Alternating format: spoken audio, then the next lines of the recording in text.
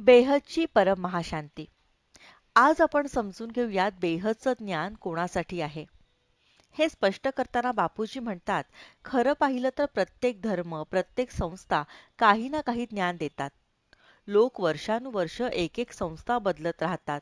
नवे गुरु, नवी प्रवचनं ऐकत राहतात. पण प्रश्न कायम राहतो, कधी थांबणार ही शोधयात्रा? याचं उत्तर एकच आहे. ही शोधयात्रा फक्त त्या आत्म्यांची आहे, जे आत्मे हाय क्वालिटीचे आहेत. या आत्म्यांना फक्त साधं ज्ञान नकोय. त्यांना उत्सुकता असते. हे विश्व कसं बनलं? ब्रह्मांडाच्या पलीकडे काय आहे? परमात्मा कोण? मल्टिवर्स म्हणजे काय? अशा आत्म्यांना छोट्या गोष्टींनी समाधान मिळत नाही. त्यांना हवं असतं ज्ञानसागरात डुबकी मारणे. शिव काय आहे? महाशिव काय आहे? ब्रह्मांड, महाब्रह्मांड, परम महाब्रह्मांड म्हणजे काय? राम कृष्ण का आले? गीता सर्वश्रेष्ठ का आहे?